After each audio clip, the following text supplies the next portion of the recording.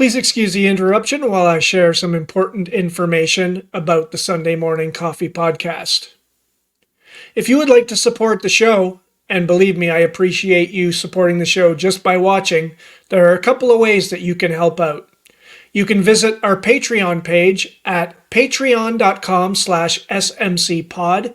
That's patreon.com/smcpod, where for just $4 a month, you can receive early access to episodes and subscriber-only content.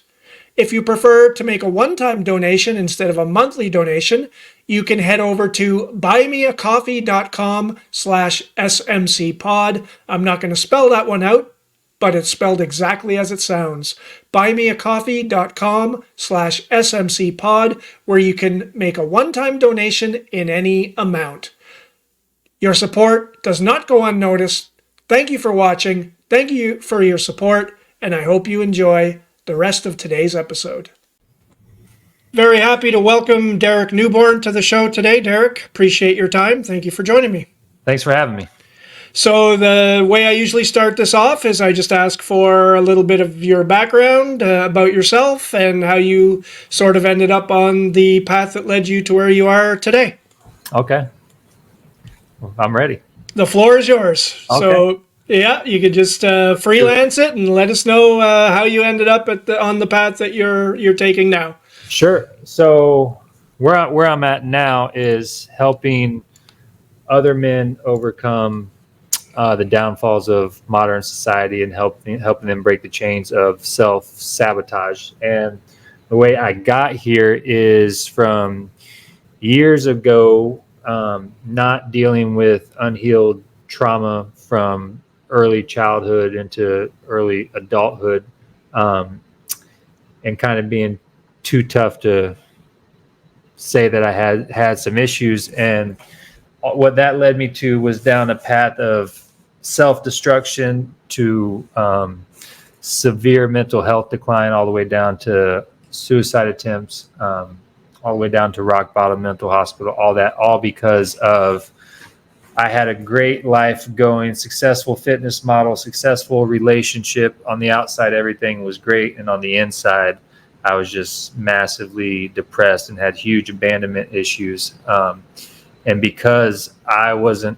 able to comfortably address them or even have a space where I could talk about it, I just kept on a downward spiral and almost, took it too far. So now I'm on this mission. I believe, the reason I went through all that stuff is to use my story to help other men avoid the same downfalls. Men that, at face value probably look like they have everything going on and everything together, but on the back end, they're doing some self-harm and probably doing a lot of things that they're not proud of. So I've built a platform where they can come and just get the help without worrying about the critique or judgment of the actual decisions. And when, as a younger person, when did you realize, when did it sort of strike you that something wasn't right in your situation, in your life? And how long was there a period where you sort of just pushed that aside and just kind of, got on with things as most young people would? So at what point did you realize that something wasn't quite as it should be?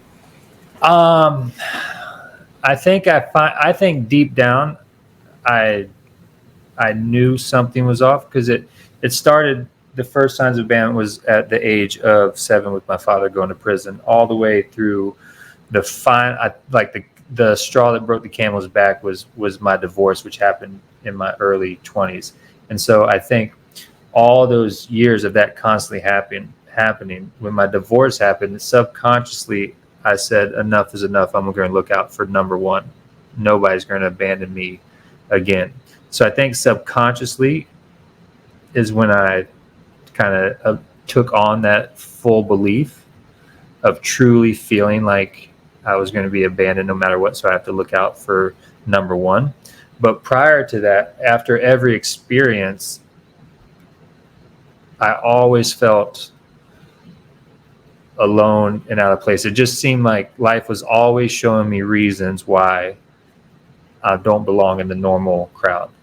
Maybe because of my parents' situation, or because I had my son when I was 16, or whatever it may be. So there was always just an empty, undeserving feeling inside. So But when I don't you, think I understood that it was from constantly being in my eyes abandoned, if that right, makes sense. yeah. And so you mentioned you had a son at 16 years old. Now, obviously, that's quite something to take on for a 16-year-old kid. Yeah. Was there, when your son was born and when your son was growing up, did you use that? Did you say to yourself, I am not going to abandon him like I was abandoned? Did you make an extra concerted effort to be involved and to be the opposite of what you grew up with? Yeah. So I was immediately committed to being involved. Um, but I was also committed to trying to create a life for him, which I think in turn um, made me less available to him because I was 16. I had a child, so I had to do something. You know what I mean? So I was definitely committed, but I don't think I fully understood how fatherhood worked at that time.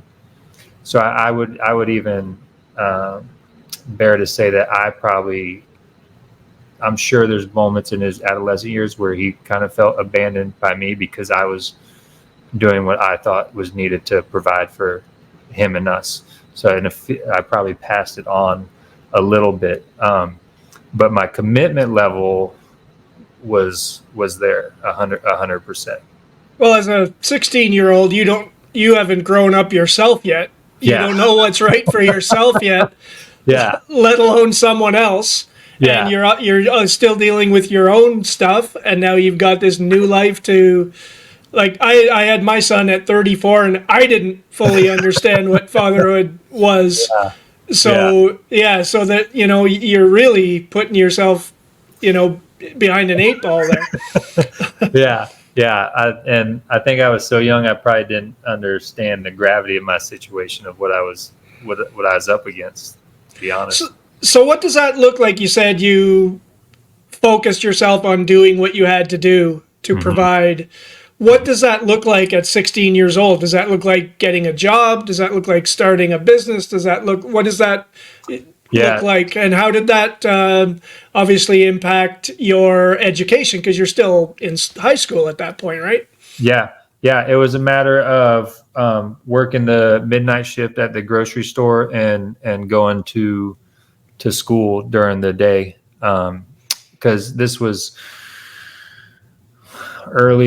late '90s, early 2000s. So my parents were very much. I had to go to school.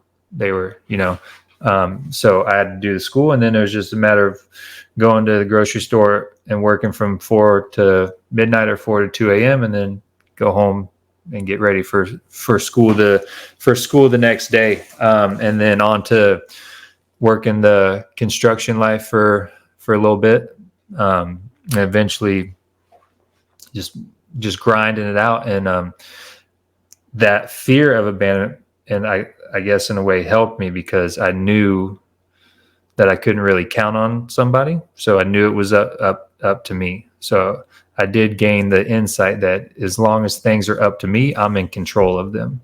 So Right. nobody can take, away my livelihood if it falls on me.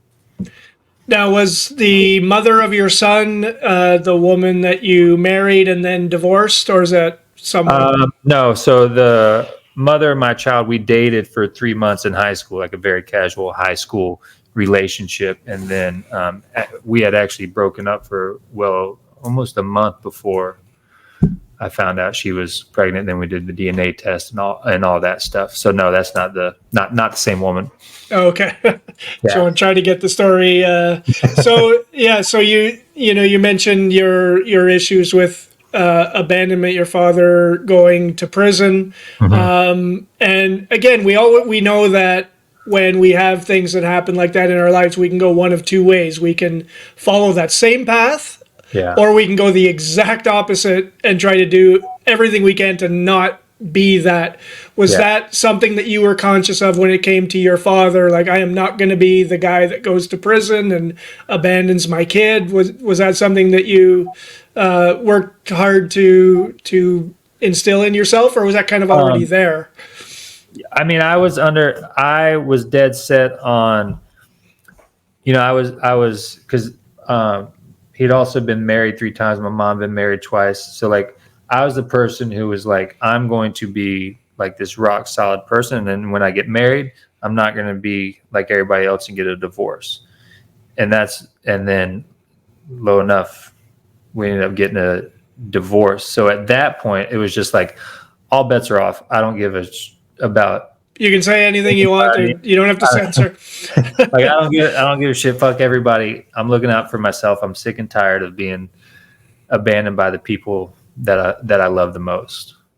And so at that point, it just became take, stay And one step ahead of everybody. and was your drive to provide and going to work, going to school? Obviously, you were you out of school by the time you got married? Yeah. Yeah. I Okay. was already out of school. Yeah. So did that drive that you had to not be like what you grew up with? What kind of impact did that have on your marriage, or was it more just because you're still damn young? Obviously, if you got divorced in your early 20s, was it a case of two people too young to be married, or did you have an effect on that with your determination? I think it was a combination of everything. Um, and I think since my son was born, it was just constant survival mode of it. Like I said, relying on myself. So I'm sure I didn't allow, probably my ex-wife to be the support system that she could have been, or whatever it may be. I was just treading water for so long. I mean, Hmm. so the drive has always been there, and I think it pushed me even further once I opened up my fitness business, and that became super successful. Again, that was super successful, but my fatherly role was probably at its lowest point because I was so dead set on building this business and everything that came with it, that me as a father that was probably my lowest point, was when I was most successful as a business. I want to kind of loop back to this, but what you just said kind of triggered another question in me. That drive to build a successful business. Do you think that a lot of men these days, young men, do you think there is an obsession with reaching that kind of success that really is detrimental to pretty much every other facet of their lives, whether it be family or relationships? Because social media is going to make you see guys with pictures in front of Lambos and Yeah. girls in bikinis and on yachts, and Yeah. everyone wants to chase that dream, right? Like, I'm too old to chase that dream now, but back in the day, it might have. Do you think that's a common thread within men, that they're just chasing that? Yeah. Yeah. 100%. And that's like that's one of the biggest downfalls of modern society is, as men, we really have access to anything we want at the flick of a switch or click a button, whether it be attention from females, whether it be, whatever we have with technology and all that. So we also get exposed to what we perceive as all these other men that are successful in some way, shape, or form, whether it's the business, whether it's car, whether it's the hot wife, whatever it may be. So the more we're exposed to it, the more we feel subconsciously less and less about ourselves. Hmm. Right. And if we're feeling less about ourselves, it's going to trickle down into our families and how we show up as fathers and husbands and all that. Right. So it's super dangerous if you're not grounded. Right. And you kind of men, well, not just men, women face the same thing with Yeah. the quote unquote Instagram models, and I'll make them feel bad about themselves. And Yeah. guys are seeing these super uber successful people who it may be honestly bullshit in half or more of the cases, but Yeah. that's the image they see day after day after day. Yeah. And it can't help but seep into your brain that, like, what the Yeah. hell am I doing with my life?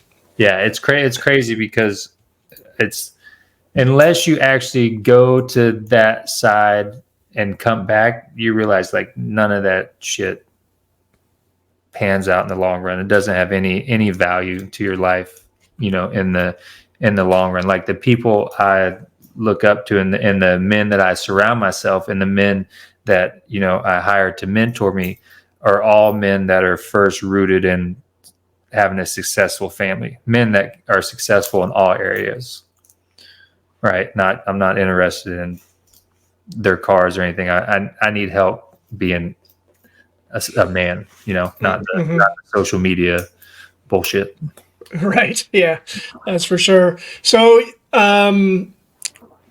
when was it? I looked at your website, today just to sort of brush up a little bit, and you mentioned that you became a liar and a narcissist, and this and that. Yeah. At what point did that? Was that after the divorce, where you just said "fuck it"? Was Yeah. it then just look out for number one, make sure no one can hurt me, take Yeah. what I want? Was that pretty much that how that Yeah. broke down? So because what had transpired once my father had left, it put my mom in a tough situation of being a single mom. Right. So for years, as she was trying to find her way and date men, like we would literally come home and the man had taken every single item from our house, like not even a microwave. Right. There's many times we just sat on the floor on New Year's Eve and shit like that. And with my divorce, me and my son came home and everything was gone. And like I said, and that was after all that, that's when, you're exactly right. I literally said, fuck everybody. Like, I don't care anymore. Subconsciously, I don't think I kind of said out loud. So what happened was I adopted that mindset and just went full in on my fitness business, which blew up, and then I became a full-time fitness model. So now I have all these insecurities and abandonment issues, but now I'm getting all this attention, Mm, right? So it's literally just adding fuel to the fire, right? So now I'm getting this attention, and I already said, fuck everybody, I'm just going to get what I can. Now, while I'm doing that, I also have a very loving girlfriend that I live with for 7 years. But since I'm so scared of being abandoned, I assume she's going to abandon me. So I'm going to stay one step ahead. And I'll make sure I have women lined up at all times for when she does leave, I don't get hurt. Right. So that kind of behavior can only last for so long before that relationship self-destructs. Right. mm-hmm, right. But in my mind, she abandoned me. Right. So my greatest fear is what I continued to create because I never healed my trauma and never took ownership of how I felt. So yeah. So and then after she left and I was at rock bottom and confused, I had to make a decision. Either I could definitely just keep going on being a fitness model, getting attention, being narcissistic and all that. But I knew, because of the way I felt inside, so empty and hollow, and none of this stuff made me feel better. The more I cheated, didn't make me feel better. It made me feel worse. So I realized that the common denominator in all this was me. So it's not blaming social media. It's not blaming my girlfriend. It's not even blaming my father or my upbringing. I'm responsible for all this. And at first that was major for me. I was like, how could I create all this damage? And that's what led to the darkness and the suicide attempts. But once I got to the other side of that,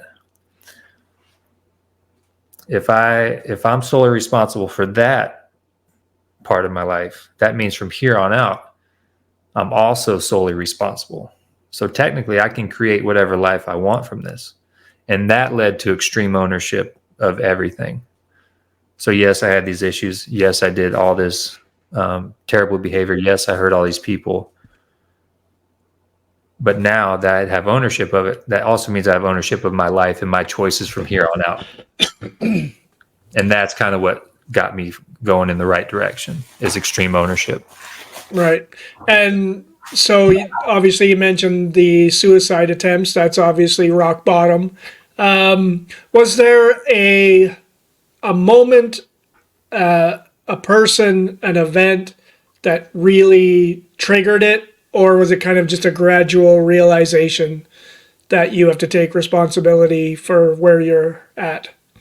I mean, really, it just the realization that I was the common denominator of everything kind of let me know, like like I had purpose, like I was here for a reason. And clearly I know that I was not here for that reason. And that was kind of the opening moment. So, okay, I'm here for a reason. But then the biggest part, to be honest, was just forgiving myself for everything I'd done.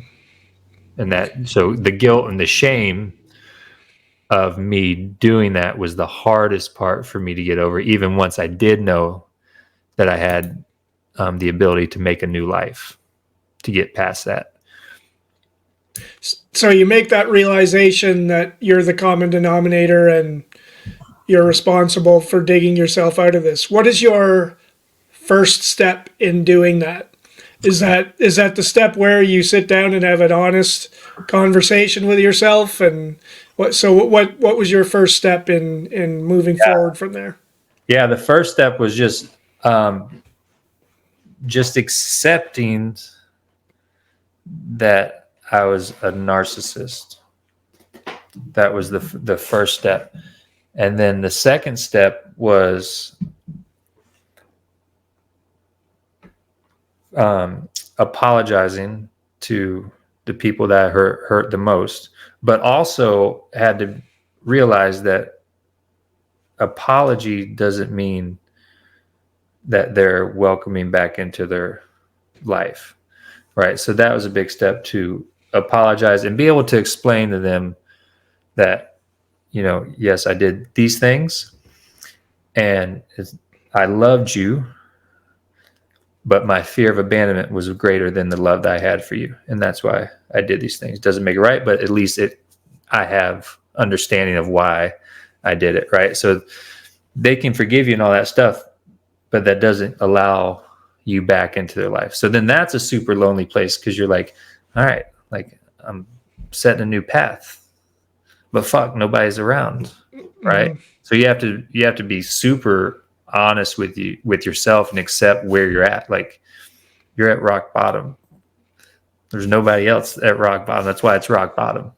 But if you're truly at rock bottom, like you say you are, Derek, then the only way to go from here is up. You can't go any lower. So I just kept finding those little nuggets of hope to pull me into the next level of self-confidence, of rebuilding myself and letting go of guilt and shame. And you mentioned obviously the fitness business and the fitness model thing. Mm-hmm. Fighting to contain your narcissism and working in those industries is kind of like being an alcoholic working in a brewery. Yeah, well, probably not the best place. How did you navigate that? Well, I walked away from modeling completely. And my fitness business was a safe space for me, because there was never any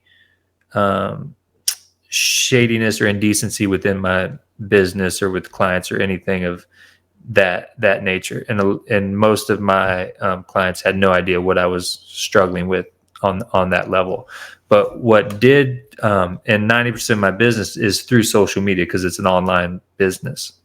But what happened is I had a huge hatred for social media and just despised it for quite some time, because I would try to blame it. Social media did all this, which is not true. So I had to like reintroduce myself and reshift my perspective of social media, right? Because we can use it for good, right? Because we can control what we consume, or we can use it for bad. So it's my responsibility, again, take ownership of how I decide to use social media. But the modeling, I just walked away from. It was like, like PTSD, having to deal with that. And from there, so is the fitness business still something you have and you're involved in? Yeah. Yeah, very much so. So at what point did you and how did you come to the decision that you wanted to help other men that are going through the same or similar things that you do? Where did that come from? That came from, I see it a lot, especially I saw it when I was in the modeling business. And I've been exposed to it through my life without even realizing it, that there's always these guys that might be financially well off, but are just struggling on the inside. And because of, trauma they experienced, they don't know how to respond to it. So they constantly act out, whether it be messing up their marriage or, like drug use or alcohol or whatever. And when they do those things, they have some shame and guilt attached to it, right? And there's even more guilt and shame because they know they can't talk to their wife. They can't talk to their parents, right? Because I know, right, when I was at the height of my modeling career and everything was so successful, and my girlfriend and all that, if I was going to go to anybody around me and be like, hey, I'm struggling, they'd be like, what the fuck you got to struggle for? You got A, B, and C. And that would have just made it 10 times worse. So by focusing on men that are in a powerful position that they can either lead their family and their bloodline into greatness if they're proactive now, or they can be another statistic of divorce and downfall just because they don't have an avenue to speak up. And I feel like there's a lot more support with women that are dealing with the trauma of those men, right? And there is actual places for those men that are creating the hurt that just need some space and some direction. And like you said, there's always that reluctance of men, or to either reluctance or not knowing how to reach out for help. And so just knowing that there's, a group of people that, hey, this, I'm not alone in this. Yeah. That's Some place pretty you big. go that doesn't. I'm not interested in telling them whether what they did is right or wrong. I'm interested in helping them understand why they do the things they do. Right? Because they already know, because they feel guilt and shame that what they're doing is not what they're supposed to be doing. But if we can get past that and see the reason for those things, be like, oh shit, I got abandonment issues. No wonder I do A, B, and C. Then it gets a little lighter, because then there's a purpose behind it. But when you spend years doing all this stuff and you have no idea why, you feel like something's wrong with you. Right. So I actually talked about this on yesterday's, it'll be a week ago when this is released, but episode. And I was talking to a lady who is a relationship coach, and we got onto the subject of how difficult things currently are for men, especially young men. And we talked about how women are basically trained now to think that they don't need a man, and young men are being convinced that men don't need women, and it's just obviously not going to a very good place.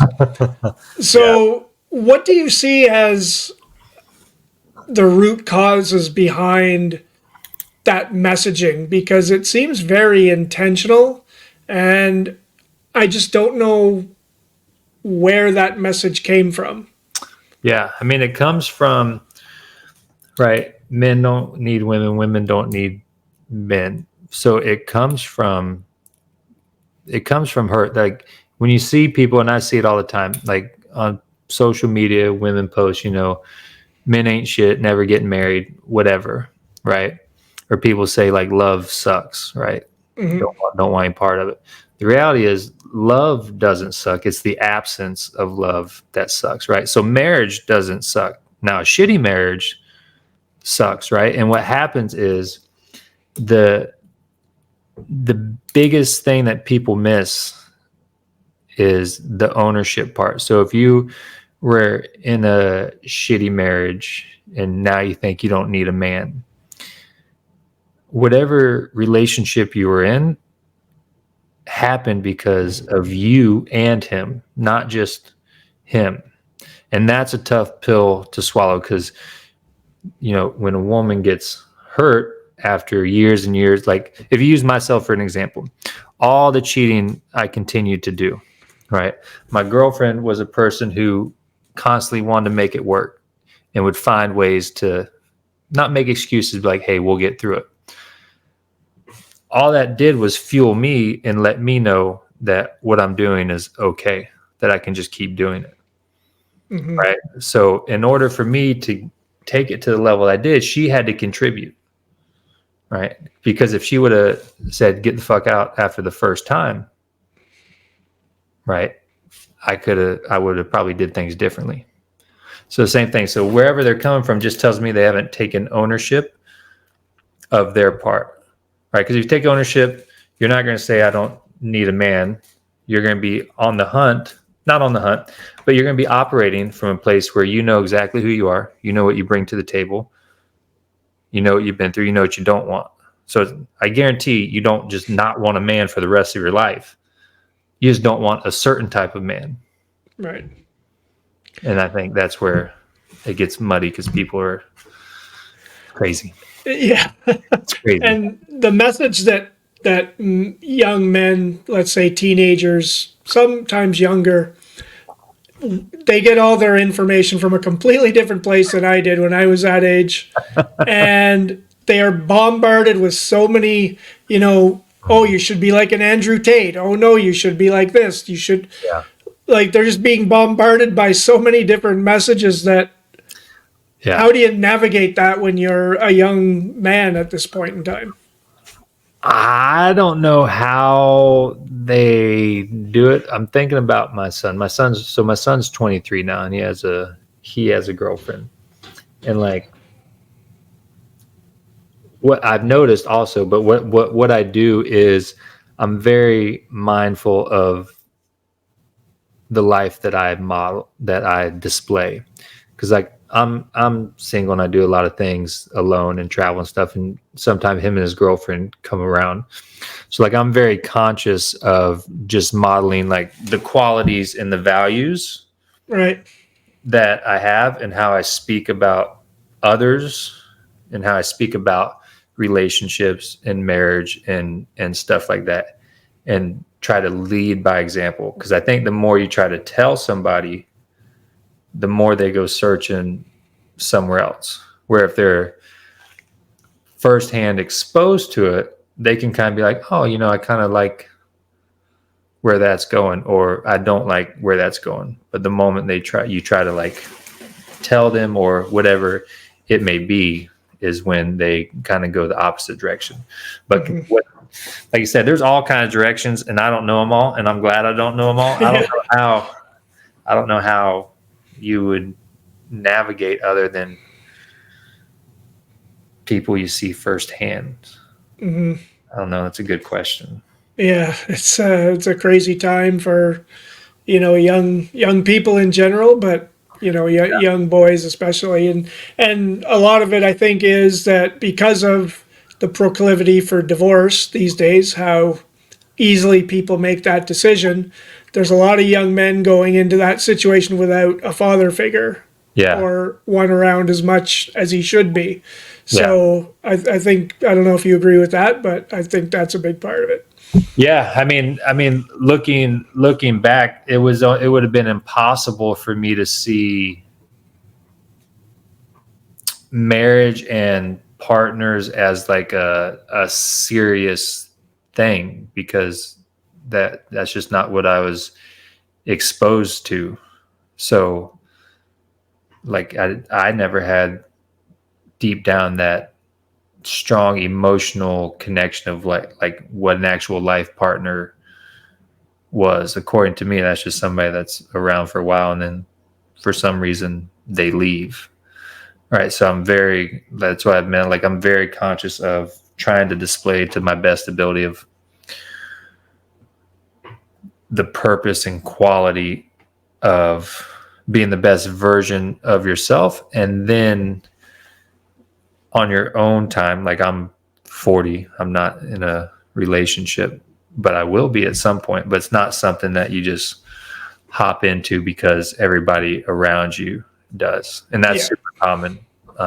People just get married, especially if you have a kid, then you just get married to the person, even though you guys are fucking miserable. Yeah. It's crazy. And again, as I mentioned, the ease with people make the decision now to divorce.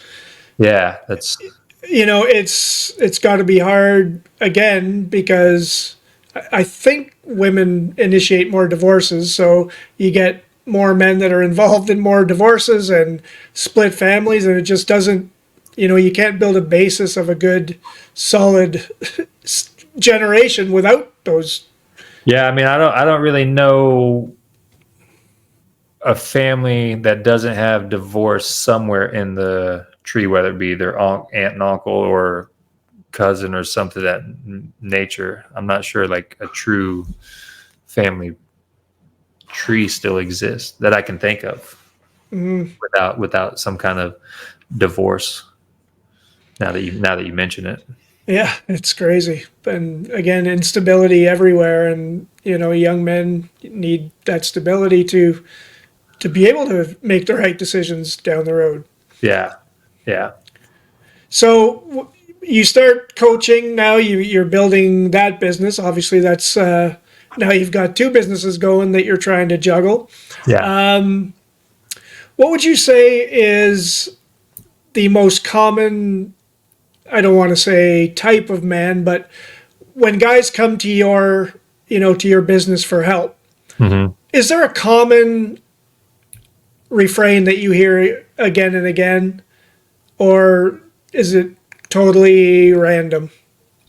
I mean, it's usually a higher level tier career person, like a doctor or a lawyer or something of that nature, that again has the great family photo on Facebook with the kids, has all that, housewife, all that stuff, and they're just not aligning with what they should be doing. And the worst part about it is by the time they come to me, they're on the verge of massive destruction. They don't come to me at the first little inkling of something being wrong, because they're in that system. They're like, I'll figure it out, I can do this, whatever it may be. Right. But by the time they get to me, usually something massive has already happened and they're on the verge of losing it all.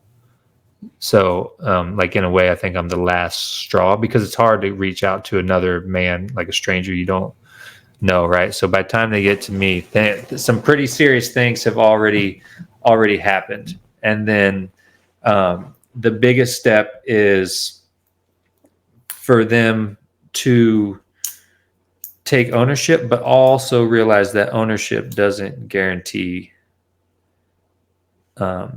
everybody staying around, right? Just because you take ownership doesn't mean that your wife won't leave you, and doesn't mean you won't go through a messy divorce or have to deal with A, B, or C. And then that's kind of a gut check for them. But that's why we have specific processes that we go through that keep them focused on them becoming the man that they are supposed to be.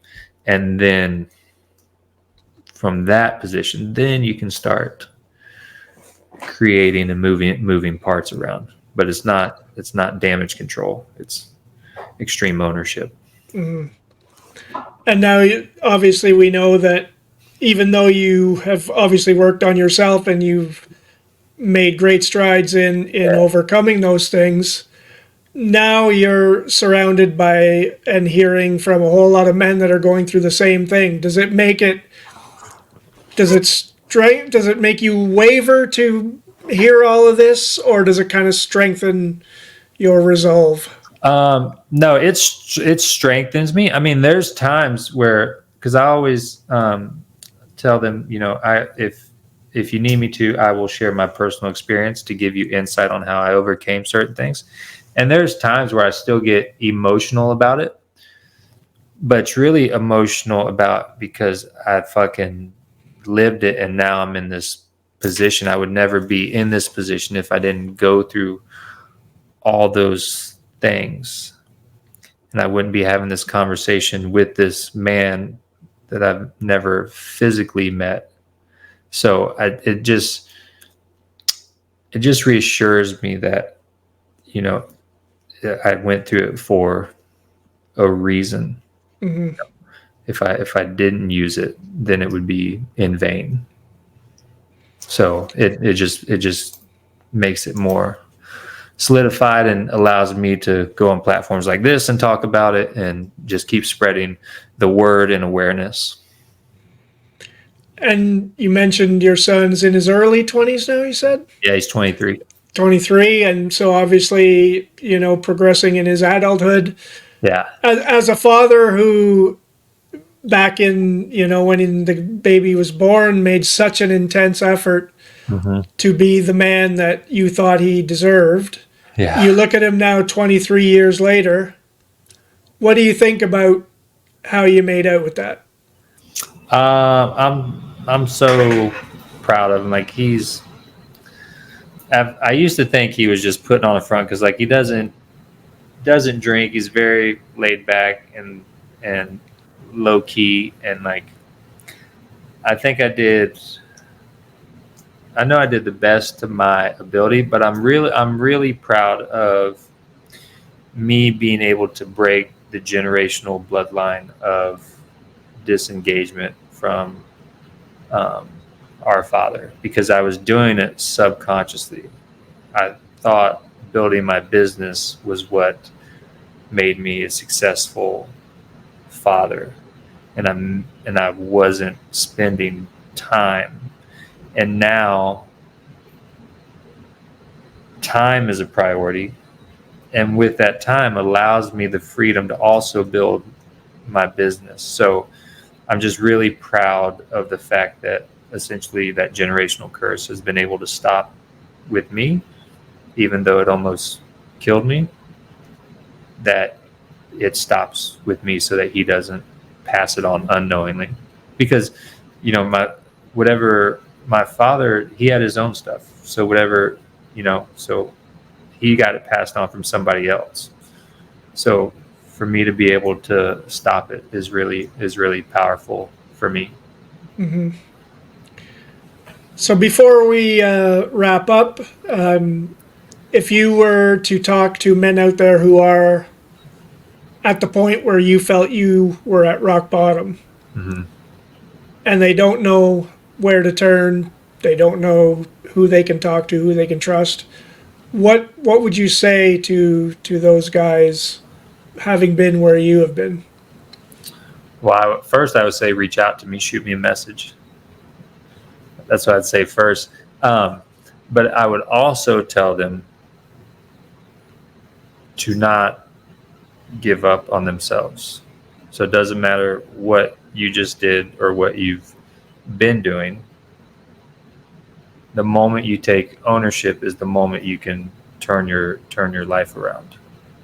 So do not just give up and say this is how it is. But more importantly, message me. I get messages all the time.